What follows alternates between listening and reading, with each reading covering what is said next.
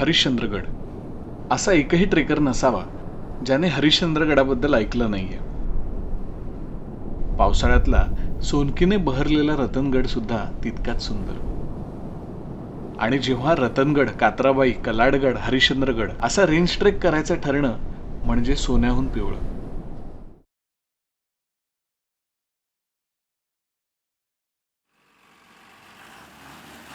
दहा वर्षांपूर्वीची ही गोष्ट आहे. ठाण्याहून मी रात्रीचा प्रवास सुरू केला.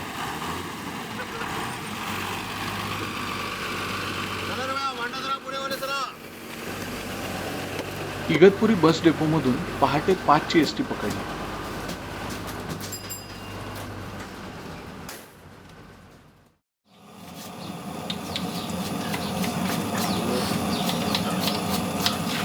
एसटीने शेंडीला उतरलो तेव्हा एकच चहाचं हॉटेल उघडलं होतं.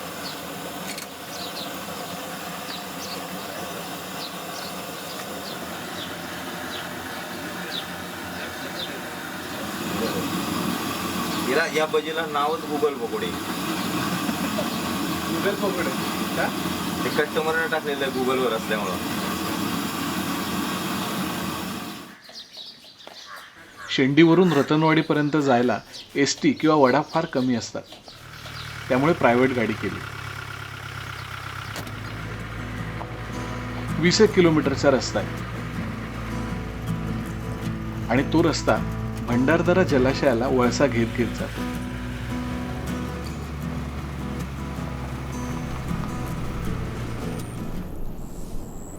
रतनवाडी हे 30-40 घरांचं छोटंसं गाव आणि रतनगड ट्रेकचं बेस विलेज.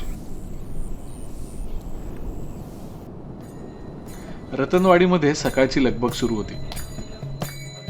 मंदिराच्या बाजूला सार्वजनिक गणपतीची आरती सुरू झाली.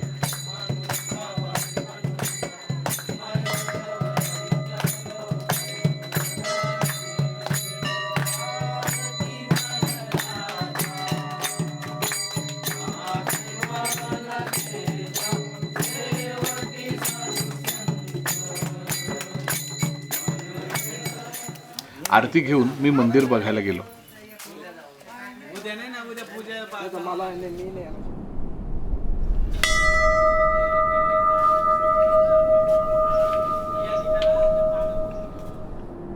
महादेवाची पिंड पाण्याखाली होती.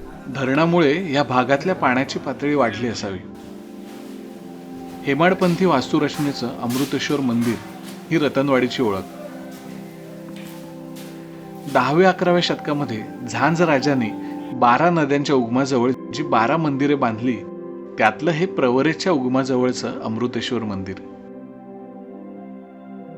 मंदिरावर प्रचंड प्रमाणात कोरीव काम आढळतं. यामध्ये यक्ष किन्नरांच्या मूर्ती, पुराणातील प्रसंग, समुद्रमंथन, मुक्तशिल्प यांचा समावेश आहे.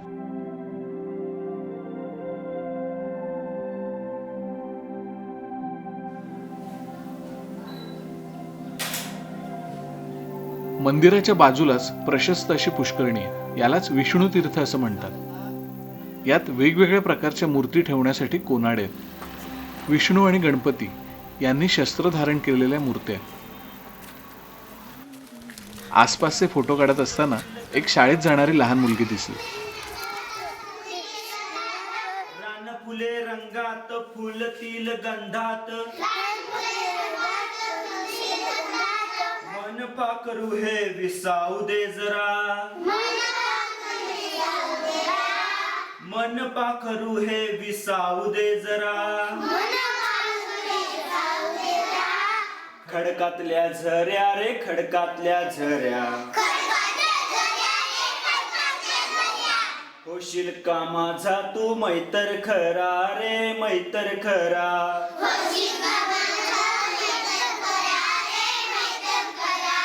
होशील का माझा तू मैतर खरा रे मैतर खरा.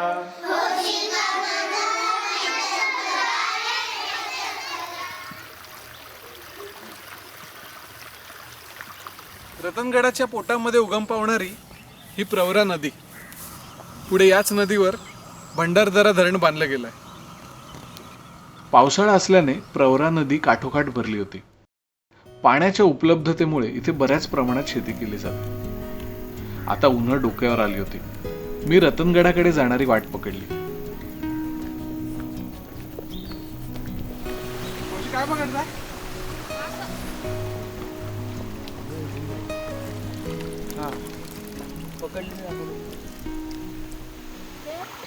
हे एवढे छोटे असतात हा आणि काय बनवतायचं? भाजी. होय काय? हा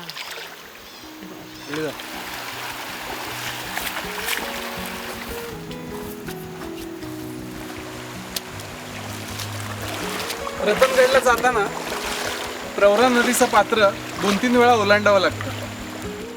वाटेत मित्रांना इंद्रधनुष्य कसं तयार होतं याची गंमत दाखवली.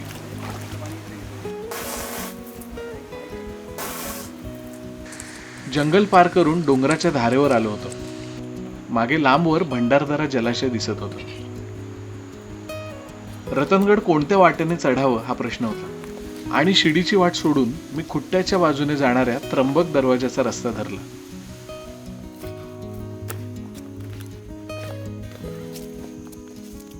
खुट्ट्यापर्यंत जायला बरीच तंगडतोड करावी लागली.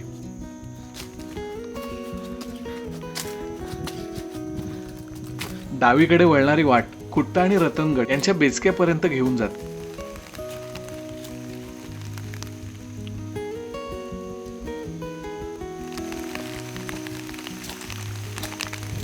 खिंडीतून सामरत बाजूचा बाण सुळका अगदी मोहक दिसत होता.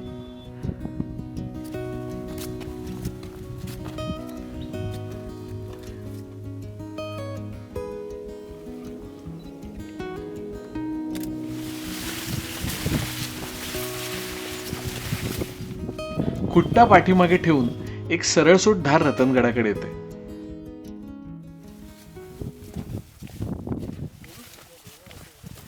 ह्या डोंगराला ट्रॅव्हर्स मारल्यानंतर त्र्यंबक दरवाजाची वाट सुरू होते.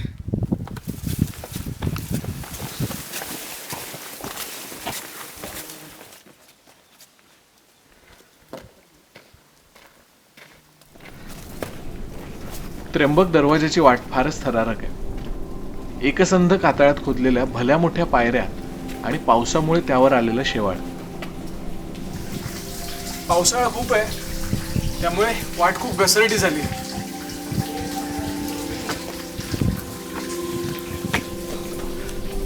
या वाटेचं अजस्त्र रूप थक्क करणार आहे. कातळ कोरीव पायऱ्यांबरोबरच कातळात कोरलेला त्र्यंबक दरवाजा आहे.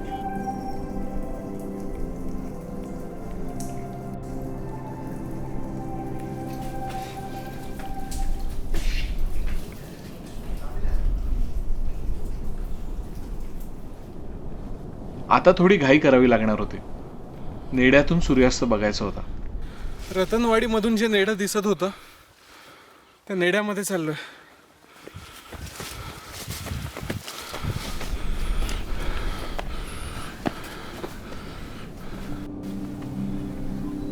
कसा बसा सूर्यास्ताच्या आधी पोहोचलो.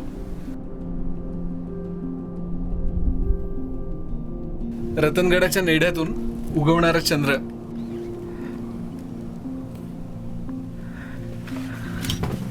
आणि ह्या बाजूला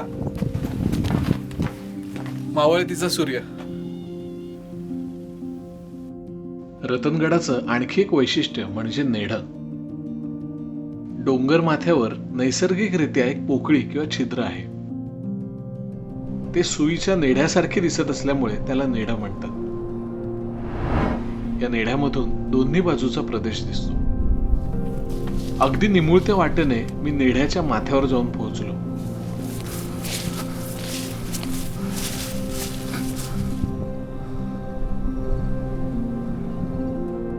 काल रात्री ठाण्याहून प्रवास सुरू केला होता.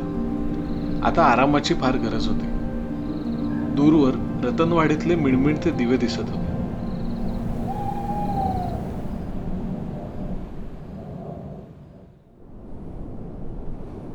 दुसऱ्या दिवशी भल्या पहाटे उठलो.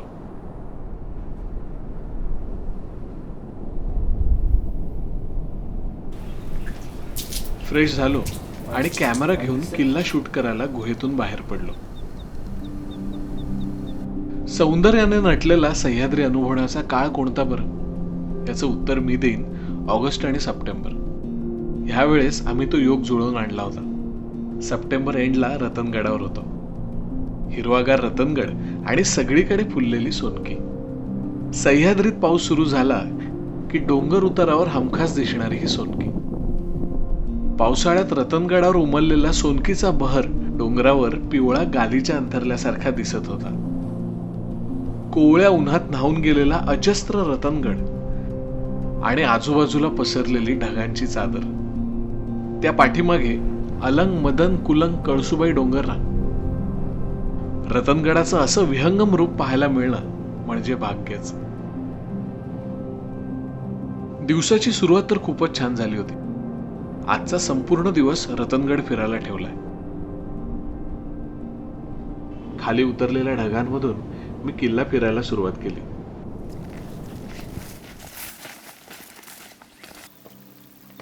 गडावर येणारे गणेश दरवाजा, हनुमान दरवाजा, कोकण दरवाजा आणि त्र्यंबक दरवाजा असे 4 दरवाजे आहेत. हा कोकण दरवाजा, याची बरीच पडझड झाली आहे.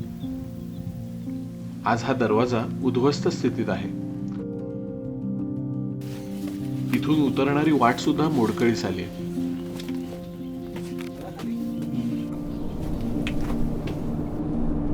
काल आपण गडावर आलो ती थरारक अशी त्र्यंबक दरवाजाची वाट.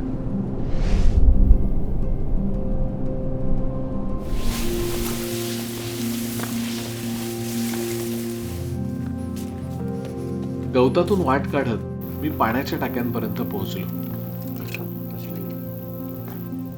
इथे रांगेत बऱ्याच पाण्याच्या टाक्या आणि त्यांची रचना अशी केली आहे की एक टाकं भरलं की दुसरं भरायला लागतं. अशी एकामागोमाग सगळी टाकी जोडलेली आहेत.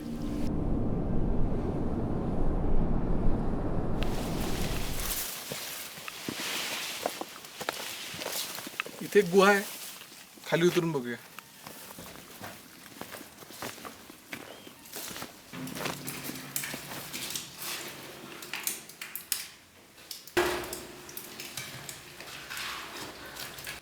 इथे एक छोटीशी गुहा दिसते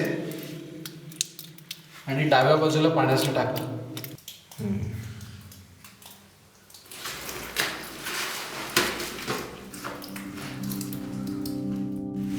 त्यानंतर मी पुन्हा गुहेकडे जायला निघालो.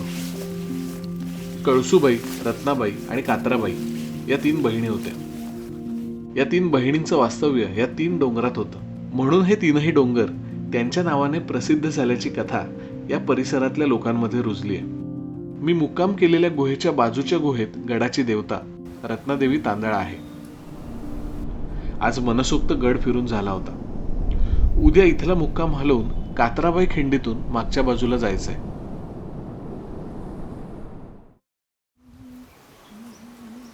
रतनगडाच्या गुहेत मस्त 2 दिवस मुक्काम झाला.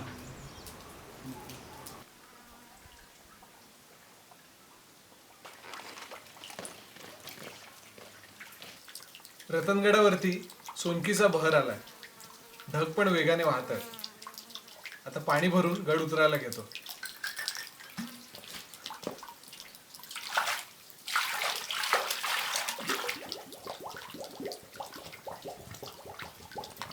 इथे माकडांचा त्रास फार आहे.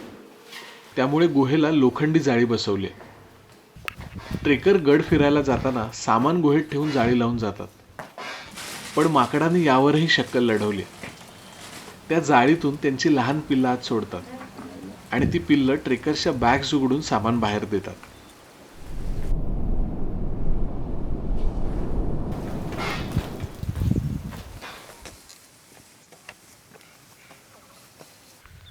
गडाच्या माथ्यापासून थोडासा सुटा झालेला बुरुज म्हणजे राणीचा हुडा. आसपासच्या परिसरावर लक्ष ठेवण्यासाठी याचा वापर केला जायचा.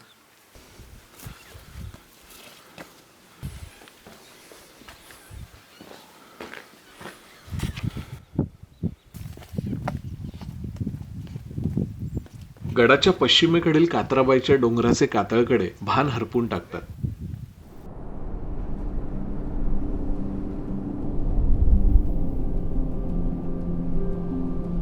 त्याच्या उजवीकडे आजोबा डोंगराचा विशाल पर्वत दिसतो. इथून जवळच गणेश दरवाजा आहे. गणेश दरवाजाच्या थोडं पुढे हनुमान दरवाजा आहे. गणेश आणि हनुमान दरवाजावरती गणपती आणि हनुमानाची शिल्प कोरली आहेत. गणेश दरवाजातून शिडीच्या वाटेने खाली उतरावं लागतं. या गडावरचे बाप्पा आगळे वेगळे नसतील तरच नवल. गडाच्या हनुमान दरवाजामध्ये आपल्याला रिद्धी सिद्धी गणराय दर्शन देतात. सोबत असलेले कमल पुष्पाचे शिल्प दरवाजाची मध्ययुगीन ओळख निश्चित करते. गणेश दरवाजातून खाली उतरल्यावर 2 लोखंडी शिड्या लागतात. तिथे पूर्वीच्या कातळात खोदलेल्या पायऱ्यांच्या खुणा दिसून येतात. ब्रिटिशांनी 1818 मध्ये इतर किल्ल्यांप्रमाणे रतनगडावर सुद्धा तोफा डागून सुरुंग लावून वर जाण्याचे सगळे मार्ग बंद केले होते. त्यानंतर आताच्या काळात गडावर जाणं सोपं व्हावं म्हणून ह्या लोखंडी शिड्या बसवण्यात आल्या. कात्राबाई हरिश्चंद्रगड यांना जोडणारा पूर्वीचा राजमार्ग आहे. तिथे एक दगडी चौथरा बांधलाय. पूर्वी इथे मोठ्या प्रमाणात वस्ती असावी, कारण जंगलात घरांचे अवशेष मोठ्या प्रमाणात आढळून येतात. इथे एक स्वच्छ पाण्याचं टाकं लागलं. आज बराच मोठा टप्पा पार करायचा आहे. मी पुन्हा बाटली भरून घेतली. रतनगड मागे सोडून अग्निबाण सुळक्याच्या डाव्या बाजूने चालत होतो.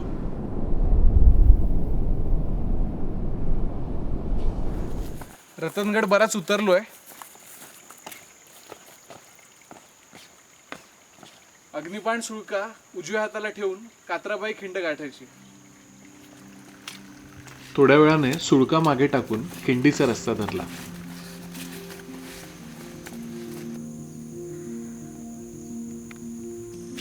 उन्ह आता डोक्यावर आले होते, पण अधेमध्ये दिसणारे झरे दिलासा देत होते.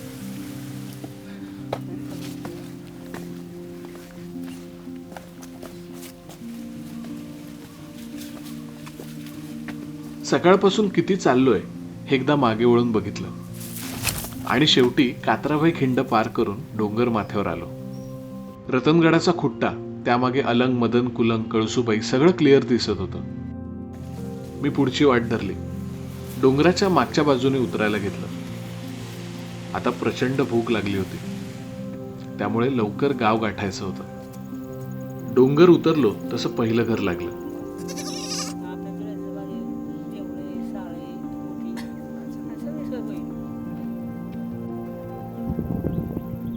त्या बाबांनी सांगितलं तसं पुढे शाळेत बॅग ठेवली आणि आसपास जेवणाची सोय होते का बघायला गेलो.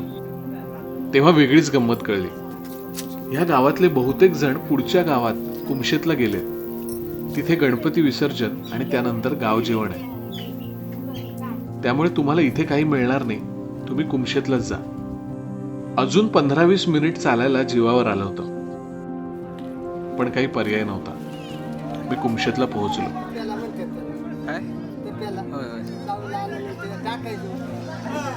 विसर्जन नुकतंच झालं होतं आणि जेवणाची पंगत थेट रस्त्यावरच बसली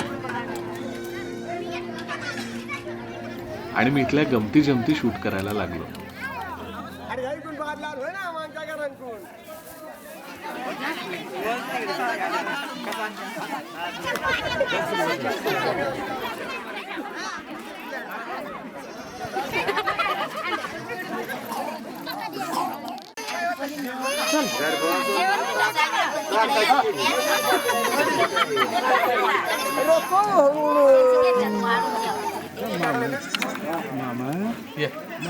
हे काय नाहीये.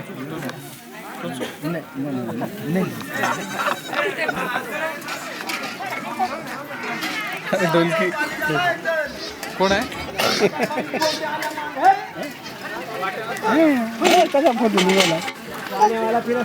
सार्वजनिक गणपती असतो.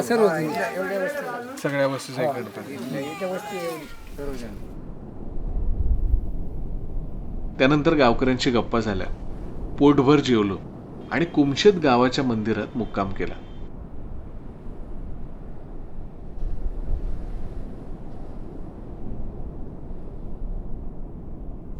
हा रेंज ट्रेक अजून अर्धाही झालेला नाहीये. कलाडगड आणि हरिश्चंद्रगड पुढच्या भागात बघूया.